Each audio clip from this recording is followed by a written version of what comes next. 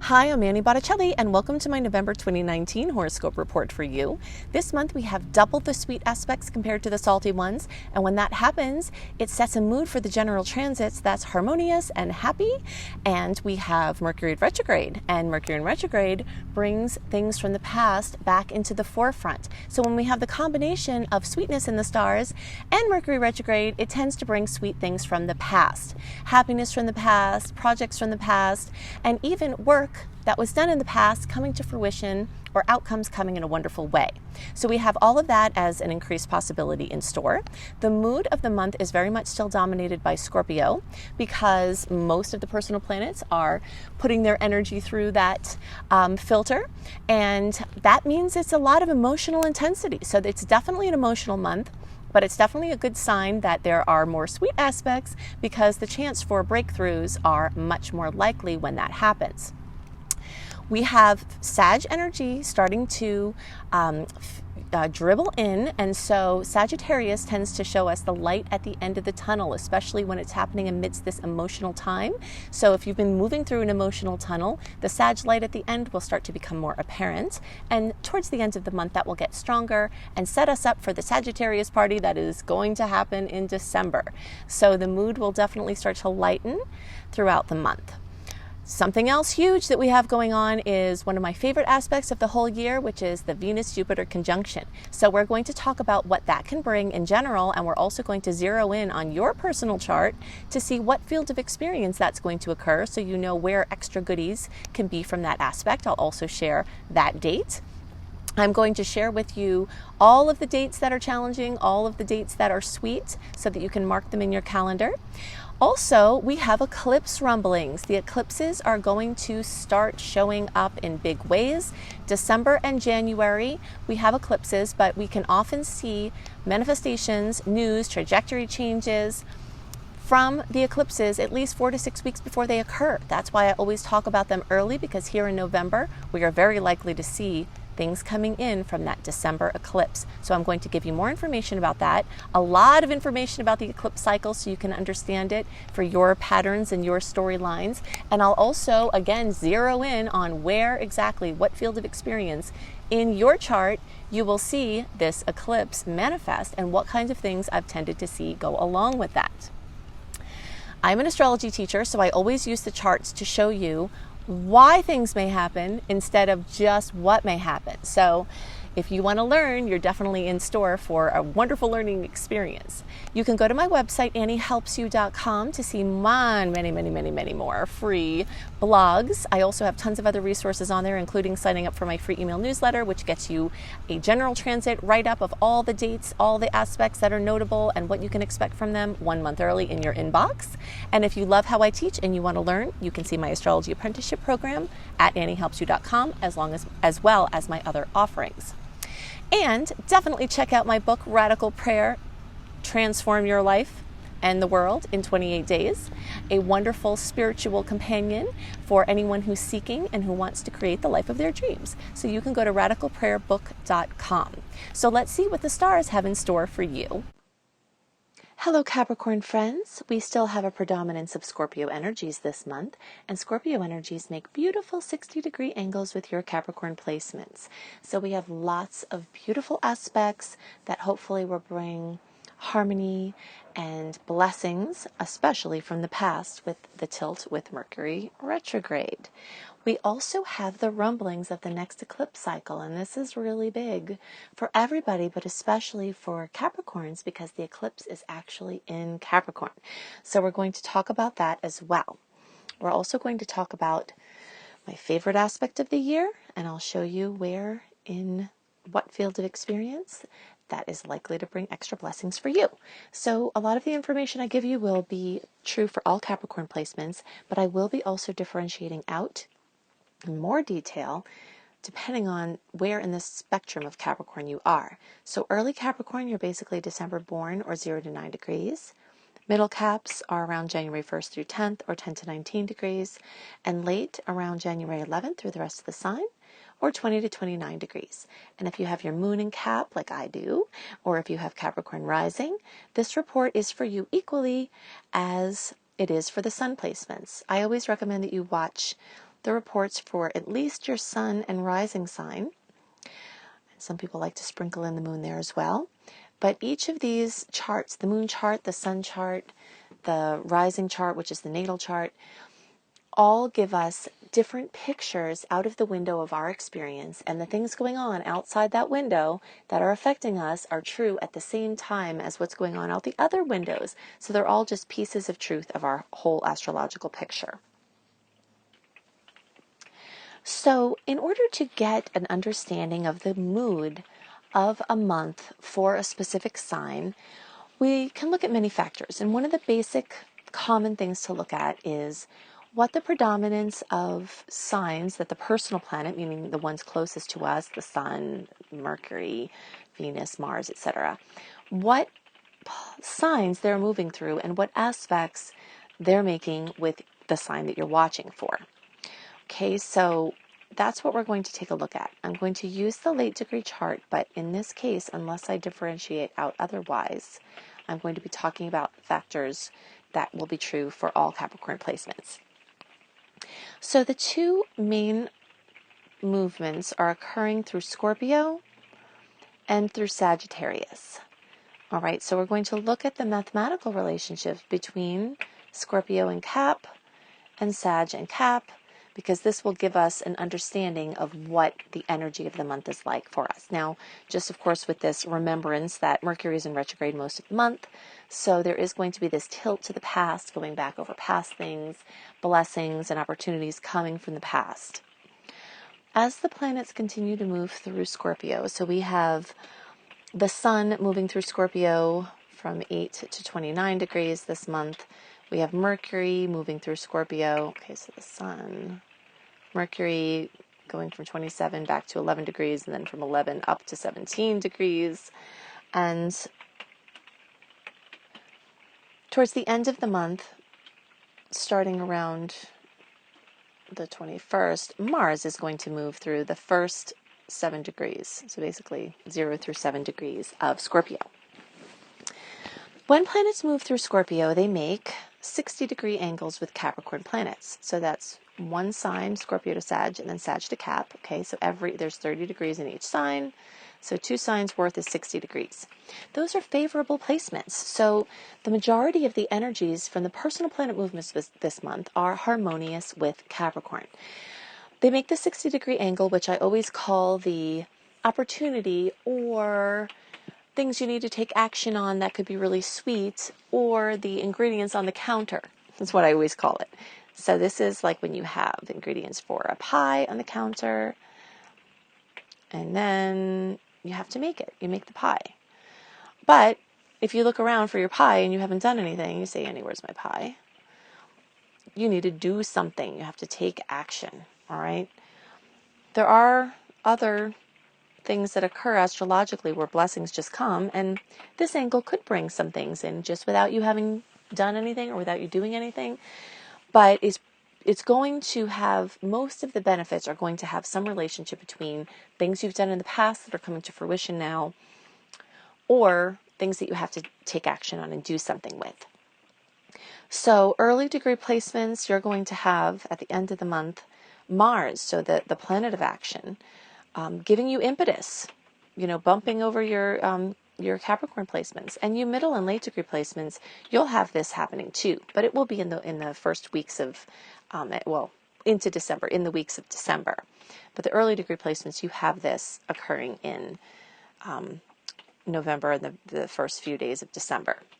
So things to take action on, basically. All right, so the theme of action is coming through the 60-degree angle, and the theme of action, especially for the end of the month for the early degree placements, is coming through the Mars impetus, which is the planet of action. For the whole month, we have Mercury moving through from 27 degrees back to 11 degrees, and then 11 degrees back up to 17 degrees. So basically all middle and late degree caps are going to have 1 or 2 kisses from Mercury. So Mercury rules news, information, bumping up against your Capricorn placement. So you might get, good news, helpful information that comes in, important pieces that are part of a bigger puzzle for you. the sun is moving from 8 degrees through 29 degrees of Scorpio this month.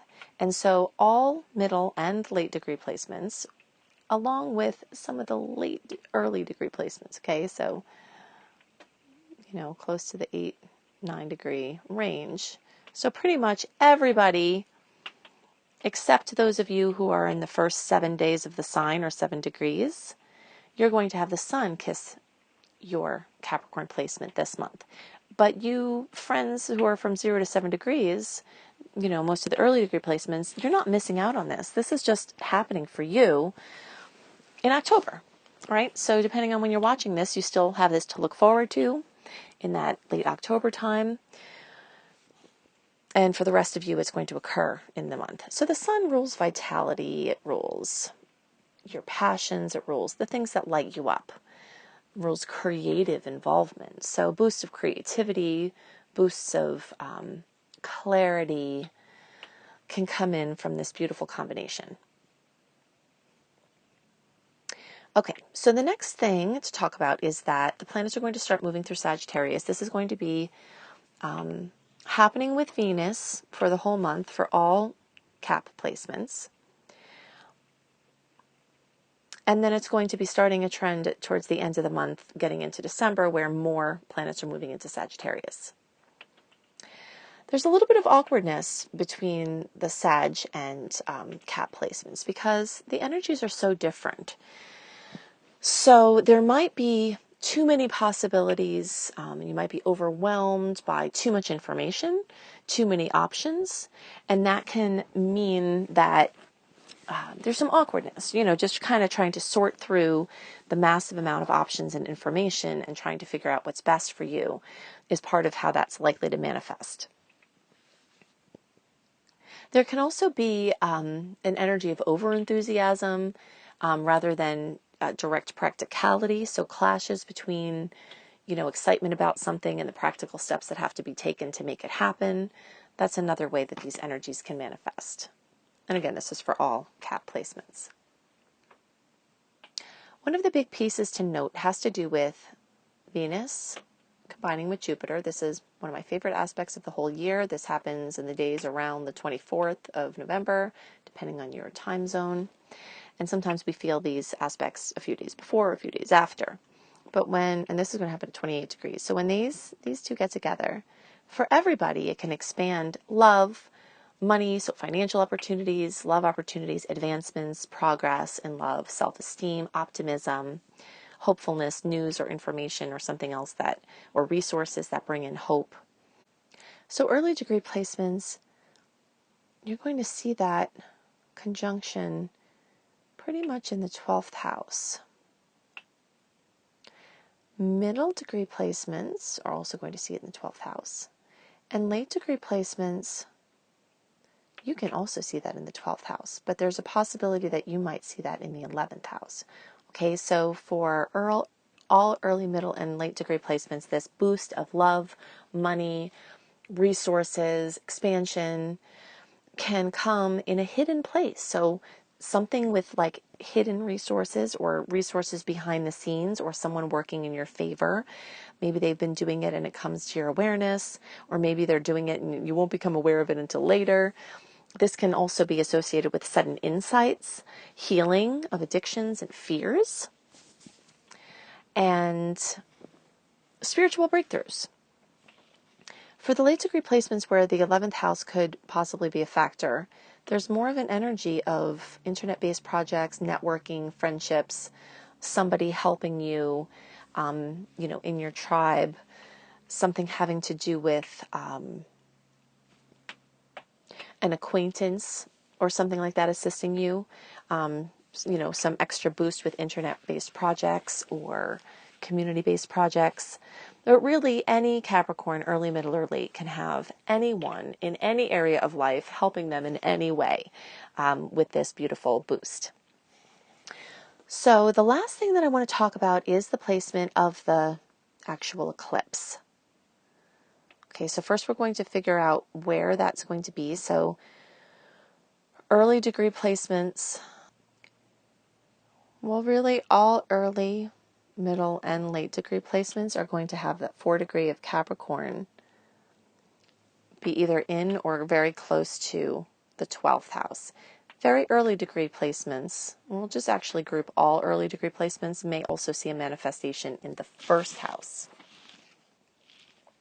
I've prepared some nice in-depth tutorials to help you better understand this eclipse cycle. And remember, of course, that if you are an early degree person, so basically the closer to 4 degrees your Capricorn placement or any Capricorn placement that you have in your chart is to 4 degrees, the more impact you're going to see from this eclipse. But basically, all early degree placements are going to be most pronouncedly affected by this eclipse because the eclipse happens at 4 degrees and we give like at least a plus or minus 5 degrees in either direction for the biggest impact. So now I'm going to, the rest of the video is going to go like this. I'm going to drop in a lesson about the Capricorn Cancer eclipse cycle. I'll show you on the timeline the dates of all of the eclipses in this cycle that started in the middle of 2018 so you can understand how different chapters have been unrolling and where the final chapter is going to end and where we're at in the cycle. Also talk about where prior and many years ago did this eclipse cycle hit so that you can go back and think about the things that were going on in your life.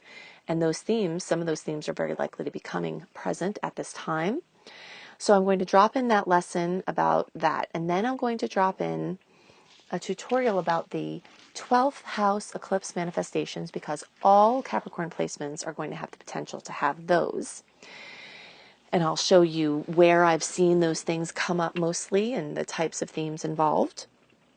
Then for you early degree placements, there's an extra bonus where I'll put in some info about a 1st house eclipse manifestation because some of you might see that. If you're a middle or late degree placement, once I get up to the point where I say, okay, 1st house or Aries eclipse energies, you can just fast forward to that, to the general transit portion of the video. And I highly recommend you stick around for that because in that part of the video, I will tell you the dates of all the sweet aspects, and there are double the sweet aspects compared to the salty ones. I'll give you the dates of the salty aspects, and I'll talk a little bit more in depth about some of the ways you might see this manifest, and also about the very rare transit of Mercury that is occurring this month. Okay, so here is my overview for the Cancer Capricorn eclipse cycles. It's always helpful when we're having an astrological cycle that is relevant at the current time to think back to when it happened before, and also to just kind of understand when it's going to happen again in the future. So the last time the Cancer Capricorn eclipse cycle occurred was between 2009 and 2011. And the next time it will happen after now, because we're in it now, is between 2027 and 2029. So what I have here, I'm going to give you a quick overview and timeline of this cycle and show you what we still have left to kind of understand the timeline. The reason why it's important to understand these dates is because there is a storyline that is taking place over the time from the beginning of the eclipse cycle till the end. And the themes were introduced around the time, sometimes a little early, before, so around July of 2018 or a little bit sooner. The themes that came up, that are going to come up and be present this whole time, started to come up. And then at the end of the cycle, many of the things will have resolved or shifted or come to a conclusion or whatever that turns out to look like. The reason why I spend so much time and energy in the reports where the eclipse energies are more present is because they tend to bring drama, dramatic conclusions, amazing, brilliant new openings, a shuffling around of energy in a very intense, notable way with major trajectory shifts. And because of this, usually at that period of time, things are going on and people are looking around saying, what the heck is going on? People around me are going through these massive changes. I'm going through changes. Or sometimes you're a space holder for someone else going through changes and not the one having them. But it's like there's something that seems like it's, in the air, and it literally is in the sky, and it is literally down into our experience. So there's this massive shuffling around of energy. So that law that says matter is not created nor destroyed, or can't be created nor destroyed, it simply changes form, is very much evident at eclipse time. So things will be taken away from a certain area, so they'll be eclipsed out, and then energy will be added in to a new area where these new openings will come as things are crossed out. So that's the typical, just general storyline. So as we get closer, and I usually use 4 to 6 weeks before and after each actual eclipse date as the hot spot, I call it, for the eclipse news. But anything related to any of the themes that are going on for this eclipse cycle can happen during any of this time. It doesn't have to be only right near the hot spots, but the odds are greatly increased that news, events, changes, breakthroughs, openings, closes will occur as we're closer to these dates, and that's why they're important.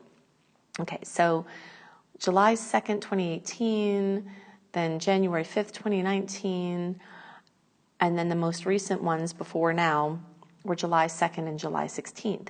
If you want to go back to understand those eclipses and try to make more sense of things that occurred then, you can find the information about what house, meaning field of experience for your sign, the eclipses hit for, okay?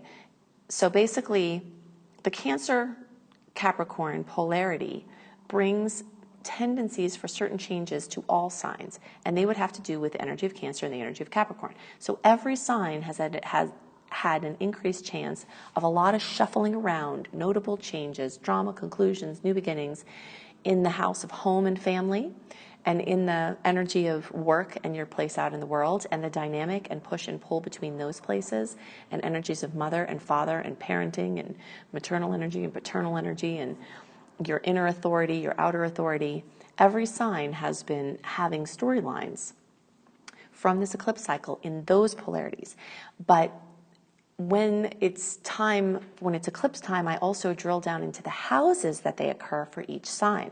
And that gets even more specific about how it affects you when you were born, what your rising sign is, what your moon sign is. You can look at these reports to drill it down even further. Okay, so for the July eclipse, if you look at my June report, and this is 2019, you can get more insight into that. And then for the July 16th eclipse, again, these happened already, but sometimes retrospectively going back to have understanding is helpful. You can see my July 2019 report for that. Now, bringing us to the present time, we're in the November report, and I am going to be talking about this December 25th eclipse. Depending on your time zone, that might actually happen on the 26th, but in either case, it's at 4 degrees of Capricorn. So to follow this general drop-in, I'm going to show you where in your personal charts this eclipse is going to hit and what things you can expect with that. Then probably the December report I'll devote to talking about Jupiter moving into Capricorn.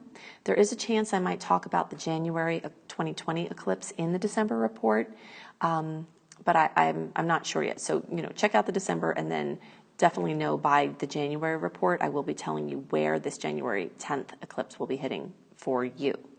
And then the last eclipse has happened. So you see I have these kind of grouped this way because this is one set, and then this is the last set here, June and July of 2020. So those dates will end out this whole cycle, and things that began here will be getting wrapped up, moving along. And so you can kind of understand that where we're at. So the story in many cases is not done yet. Maybe there will be some kind of conclusion or final chapter that occurs, and then maybe, these ones here are the integration time or follow-up things or something like that. But for the most part, we're in a storyline that's still in process. And regardless of the finality or the occurrences that happen at this time, probably we're going to need until the end of this cycle in order for us to see the conclusion of the story that we are almost done with. So now I'm going to show you the charts of your particular sign and show you what houses or fields of experience this December 25th, 26th eclipse is going to occur, and what themes specifically you can expect with that. Eclipse time is a time for drama, a time for accomplishment, a time for excitement, and things coming to fruition in a big way, surprise changes, or movement along a path as expected. When there are eclipses in the 12th house or Pisces, they tend to bring even more emotion. All eclipses bring emotion because the moon is involved and the moon rules our inner realm. So eclipse time tends to be pretty emotional. Most of the time, there's some way, if you look hard enough, where you can see the eclipse energies working in your life. Some of the manifestations are more subtle and they're working on the inner layers. So they might be a little bit harder to track and see in a tangible way. And that could be especially true for a Pisces or 12th house manifestation. Also, depending on the mathematical connection between the actual degree of the eclipse and your personal placements, could make the difference in whether or not this is an eclipse or an eclipse cycle that really is bringing the biggest changes for you, or if you're just holding space or watching other people to go through things. Sometimes if you're not having the eclipse hit you in a very notable way, then you're holding space for other people as they go through changes. But it is definitely important to understand the nature of the eclipse in the certain placements, because a lot of times there are subtle workings maneuvering around in the backdrop away from our general consciousness or awareness, that if you knew it was going on, you could work with it more closely. And definitely in general, high emotion for all eclipses, especially for water energies, especially the 12th house in Pisces. And the emotion can be for better or worse. So something that tends to be highlighted more at eclipse time in the 12th house or Pisces is dream time. Issues with sleep, resolutions for sleep issues, notable dreams, dream activity, starting to step into different ways of working with your dreams, either just naturally it happening or you purposely using it this way, like lucid dreaming or dream journaling to help you recall and make sense and most use the energy of your dreams. And the dream energy is very much related to the subconscious mind. So harnessing and having a greater level of mastery over your subconscious mind is one of the goals of this eclipse cycle. And sometimes that comes through mental instability, showing you where you really have places in there to master. Some of it comes through spiritual breakthrough. Fears and addictions tend to come into the forefront in a big way. I always call this 12th house, or the energy of Pisces, the Harry Potter energy. So where he's got these fears, and they manifest that they seem like really, big ways outside of him. But really it's his own inner journey. It's his own inner battle. And so the battles that we have internally tend to be highlighted in this 12th house. It's very much like an attic where there are resources, inner riches that are there to be cultivated and to be mined. And there are also fears and dirt and, things to be wiped and cleared and organized and set straight in order to make the most of that space. So this eclipse time might be a time where you have to face a fear, but that's also the time where you can get through the fear. And if there's an addiction involved, that may come into the forefront. Healing of your mind through psychology, hypnosis, neurofeedback, or other help from other practitioners is a very major theme that tends to come up at this time. So if you tend to have some instability in that place, you don't have to bring fear into the situation of worrying what's going to happen. You can be proactive, get your team together, know that you may have more activity in that realm, and take a more active role through diet. Diet can very much affect the psyche. Sugar levels can affect the psyche. And imbalances, chemical imbalances can also. So educating yourself on these topics could be a manifestation of the eclipse, or having breakthroughs. The taking of a retreat or sacred space, going on a retreat, is an amazing way this energy can manifest. Claiming of your sacred space. All people are sentient beings, which means that we're feeling our way through life. When our fields interact with other people's fields, sometimes it's hard to differentiate what we've got going on from what other people have going on. So really owning your sacred space, making a breakthrough, making a commitment during this time, and having the impetus to do that is one of the major manifestations. So taking space within your home, where you claim it and you own that space energetically. Clearing out your energy field, making, standing on the earth with bare feet is one way that I do it. Epsom salts or sea salt baths. You can use essential oils. You can use meditation. You can use prayer. Whatever it is that helps you to clear out that auric field around you. We all have an auric field around us. This isn't metaphysical anymore. Science is catching up with being able to sense these subtle fields. So imagining that auric field around you and imagining it accumulating with other people's energy and your own and imagining it be cleared out and putting systems together to clear it out are all part of this eclipse cycle, because that affects your psychological and emotional state. So the more you can step into rhythms like this and practices that help you to, use your subconscious space, including asking yourself, your subconscious, a question before you go to bed, and asking for answers in your dreams or when you wake up. So just working with that cosmic soup and the Akashic records and just the place where there's all one, and getting insights from that place. So any inner work. The Presence Process by Michael Brown is one of my all-time favorite inner work resources. Also, EFT, the Emotional Freedom Technique, is a very free. There are tons of free resources on it that you can use to master your subconscious mind more and to harness your unruly negative patterning and face your fears and addictions. Another way that this 12th house and Pisces energy can manifest is with artistic and creative expression. So just a time to be quiet, to have a new creative project, to have an old creative project come to fruition, to have changes with your creativity cycle, to have anything having to do with the space that you do your creative work or creating a space for your creative work, whether that's space like making the time or an actual space in your home. Those are all ways that I have seen, and these energies manifest, and how you can best use the energy at this time. On the topic of addictions, major breakthroughs or occurrences can happen along these fronts, and this is an amazing time to be able to actually face an addiction and to get help for it and to get freedom from it and to really crack the matrix of the patterning. But a lot of times that might need, first of all, some outside support, but also inner accountability and doing the work in order to clear it. I have seen many people have major spiritual insights, major connection from the spiritual realms, ethereal support, ethereal connection with people who've crossed over, major insights that can be life-changing occur in this cycle.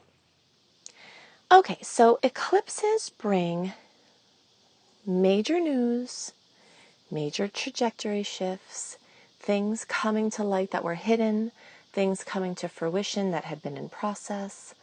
They can bring surprises or they can bring accomplishments in the direction of things that were planned. When there are eclipses in the first house or in Aries, these are the areas that we tend to see focus and the ways that they can tend to manifest. Okay, so the first house in Aries rules the physical body. So we can see drastic changes in weight, major weight loss, major weight gain. That can include muscle gain, body, physical, structural changes. This can also include things having to do with wellness. So massive physical or physiological healing, an alignment, a breakthrough, something where you've been working on it, or it comes as a symptom with a problem and then it comes to a resolution. There are sometimes health crises that can come from an eclipse. So if something's been undercover, whether you've known about it or not, if it's sort of been rolling around, it could come out in a big way. Or if it's something you've been working with, it can have a next major step. So sometimes a major illness comes at this time.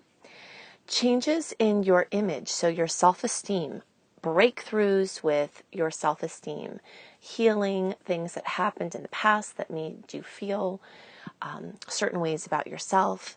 So anything having to do with your image, your self-image, and this can also have to do with, of course, it's hard to separate psychological pieces that have to do with physical or physiological outcomes. Sometimes a major change to the physical body, like a pregnancy or something, any kind of change to the physical body is common during an eclipse in the first house or Aries.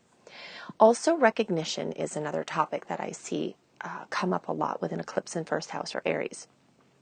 So again, like you get thrown out into the limelight, something where all eyes are on you. And this could be for better or worse. This could be scandalous, or something comes out that was maybe not intended to, or a misunderstanding, or something, where your name or your image gets put out in a bigger way. And this can be for better or worse. But I do definitely see a lot of things that people have been working on come to light in this time, where all eyes are on you because you have moved forward with something, because you've owned your awesomeness, because you are ready to be seen, or cleared out vows to not be seen. So working on being seen and being recognized. Physical appearance comes up a lot at eclipse time, where radical changes to the appearance can come up. And sometimes an eclipse is a perfect time to make a radical change to wardrobe or to physical appearance. I always say, listen carefully to the horoscope of the time, because if an eclipse occurs during a personal planet retrograde, sometimes it's better to hold off on some of those changes if they're big permanent ones. But I usually speak to this in the more detailed general horoscope. But in general, major changes to appearance and also changes to identification. So how you identify, whether that's from a gender perspective, whether that's from a professional perspective. I see a lot of people owning what they came to do. So like, for instance, in the past, people knew me as a person who had a real estate business. And at another time, people knew me as a person who was a pharmaceutical rep in a corporate job. So I identified with how people would, see me, and that often is based on our vocation. Then as I started to own that I'm an astrologer and a spiritual teacher and all of these things that I do now, I identified with a different aspect of my potential that started to come out more as my main presentation. So I see at eclipse time, many people will start to look at how they're being perceived and see if that's in resonance with their heart, with what they really see themselves as, and making changes along the path to come into more integrity with how they really see themselves and how they're putting themselves out to be seen, which a lot of times is related to vocation, but again, it doesn't necessarily have to be. Some general tips for this time are to stay well rested, pay attention to your physical body, like symptoms, anything like that. Make vision boards about how you'd like to present yourself, and, including wardrobe or hair or, what you see yourself as, essences of what you want to embody more of, a plan to get to that, vision, having support for any of the problems that could be happening. So sometimes seeking help outside of yourself can be a major part of being able to step into this different first house Aries eclipse chapter. Okay, so I'm going to give you the visuals on the general transits that will affect all signs for November 2019.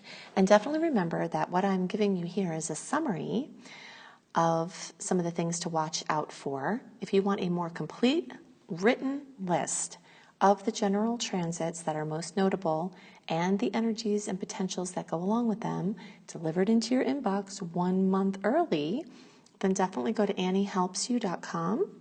And at anniehelpsyou.com, you can sign up for my free email newsletter. Annie Helps You, that's supposed to say YOU. It's not legible. Then you sign up for my free email newsletter, and I will send you a written report about this general transit energy a month beforehand so that you have it for your planning purposes and you have it, as a visual. Okay, so like I mentioned, the first thing to know about this month is that there are around 12 awesome aspects and around 6 more challenging ones. So whenever we have a month where there's like double the nice ones compared to the challenging ones, then it sets a tone for the month that is super sweet. Now, as I always give this disclaimer, I will give it again. The general transits are just that. They're general. They're happening. This is one layer of absolute truth that is occurring for everyone. But your personal chart, the way the planets are hitting in your actual chart, which we can't see a lot of that. We can see the sun sign, the rising sign in the horoscopes, but there are all these planets here in your chart. And the way that the current planetary arrangements are hitting all of those planets for you could cause you to have a different experience than is the general theme or mood, okay? But now back to, speaking about this general mood, it's super sweet because we have so much more of this sweet aspect energy. The second very important thing to remember, and we'll look at this in the chart, is that Mercury is going retrograde. I talked in detail about Mercury retrograde in October because I always talk about things early because we feel them happening early. So between October 31st or November 1st, depending on your time zone, Mercury is actually going to start its retrograde process. On October 12th, it started its pre-shadow or its pre-transit shadow period. So every day from October 12th through the 31st, we were going deeper into the energies of Mercury retrograde, which is why I talked about them in the October reports. But now, on these days, it's actually occurring. Okay, so this Mercury is going to go back. Now, again, you see this, we're not looking at, we're looking at not the house configurations for this chart because we're not looking at a certain sign. We're just looking at the mathematical relationships between the planets. So this reading is for everybody. So Mercury is going to go back from 27 degrees of Scorpio back to 11 degrees of Scorpio. And so if you have any placements that are between 27 and 11 degrees, that especially in mathematical, connection to Scorpio, then is going to be more intense for you. And I did talk about more of those details in the October reports for all signs, but just to kind of, have a guideline here. Since it stays retrograde until November 20th, the whole mood of the month has to do with things from the past. Now, some new things can pop through, but there's going to be this strong theme of energies from the past. So I'm calling it sweetness from the past because there's so much sweetness and the energy is tilted, backwards. Now, we also talked about the fact that there are eclipse rumblings, and there are because as early as November, you may start to see some eclipse news come in, but you can definitely look to the sign reports, individual sign reports for November to see where they're going to hit for each of your signs and also have an overview of this eclipse cycle. The days of the sweet aspects, okay, so we'll put our big smiley face here. Okay, so November 3rd, 8th, 9th, 11th, 12th, 13th, 23rd, 24th, 26th, 28th, 29th, and 30th. Sometimes the energies from the transits that happen on a certain day can be felt before or after that day. So don't hang your hat too closely to the exact day, but just kind of know that there's a lot of sweetness around the days here. The challenging ones are on the 5th, 11th, 14th, 20th, 24th, and 26th. You notice how sometimes the same day will have either an aspect that could go either way or multiple aspects, one that could be sweet and one that could be salty. You see that happening actually on the 24th too, and also on the 11th. The 24th of November is one of my favorite days of the whole year, because it is the Venus-Jupiter conjunction. And this is very potentially expansive to love, self-esteem, money, blessings, luck, just amazing things coming out of the blue. In this case, since the energies are in Sagittarius, which is, Jupiter rules Sagittarius, so there's some extra energy of Sag in this storyline. There's even potential for more luck, since Sagittarius rules good luck and expansion and things involving education and publishing and traveling and learning and teaching and spiritual evolution. So definitely put a nice big star in the days around here. Now, do remember, of course, like we talked about, there is also a salty aspect on the 24th and 26th. So those things could also be happening, but this is still a pretty powerful aspect to note. Something else really important to note as well is November 11th. November 11th has an aspect that day. The Sun in Scorpio is conjunct Mercury. Okay, so then that day, this and this will get together and amplify each other's energy, bringing potential intensity for better or worse. But occurring on that same day is a very rare transit of Mercury. Okay, so this only happens around 13 times in a century. And the next times they'll happen will be 2032 and 2039. For your reference to think back, if there was anything notable that occurred for you, the last time this happened was May 9th, 2016. It also happened November 8th, 2006, May 7th, 2003, November 15th, 1999. So sometimes it's really helpful to be able to go back and see if periods of time had something noteworthy for you, because sometimes that can help you better understand how the energy may manifest. So basically with the transit of Mercury, for a short time with a telescope, you can actually see Mercury, tiny, very tiny, crossing over the path of the Sun.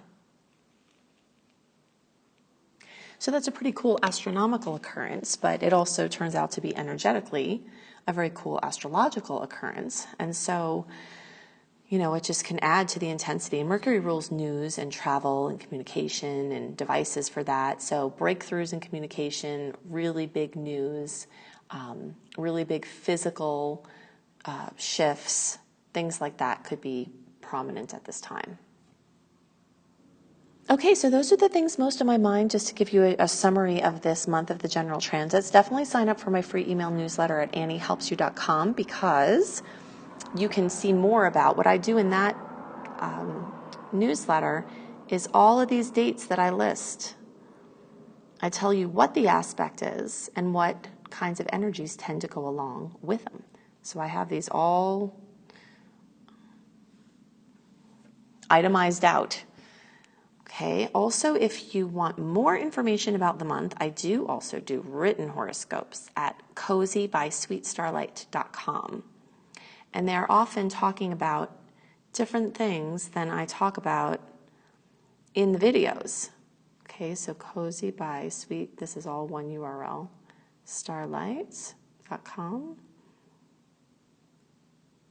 You can get monthly horoscopes, again, around a month early on there. To get more information, and you can go to anniehelpsyou.com in order to get more blogs. And actually on Cozy, there are also lots of other astrology blogs, astrology for wellness blogs, and other positive lifestyle blogs. And at anniehelpsyou.com, I have lots of astrology blogs for the full moon, for the new moon. So I put together lots of things for you to be able to make the most of the energetic potentials. Definitely go to anniehelpsyou.com to check out all of my free blogs. You can also check out my Astrology Basics and Beyond course if you want to learn the basics of astrology. If you want to go into an insane amount of in-depth astrology wonder, then you can check out my Astrology Apprenticeship program that can teach you how to use astrology for anything from self-development, helping yourself, helping your friends and family, to being a professional astrologer full on. I can help you with that. You can check my course out at anniehelpsyou.com. I also have a coach certification course.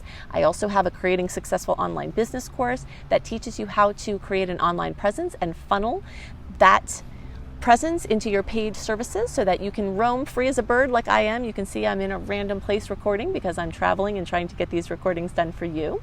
So you can see all of that at anniehelpsyou.com. Definitely check out my husband, B.R. Newman's site, iamhelios.com, iamhelios.com. He is going to soon have a tarot companion guide, an astrology companion guide that serve as your helpers in your study process as well, plus other cool offerings that he has there and a lot of free stuff as well. Go to see my book, Radical Prayer, Transform Your Life in the World in 28 Days. It has become a beloved bedside companion and purse and card-toting companion to my fellow spiritual seekers, so I have heard. So you can see that at radicalprayerbook.com. If you love my shirt, this was sent to me by an amazing woman, with an artist with a beautiful story. And she creates these awesome astrology design garments and all kinds of other designs as well. So you can see her story. These are also all hand stitched by adults in Canada. So you can check that out in the notes below this video. So when you click on the ... or more, all of my websites will be there. The link to see more about these designs will be there. I hope you have a wonderful month, and I'll see you next month. Bye.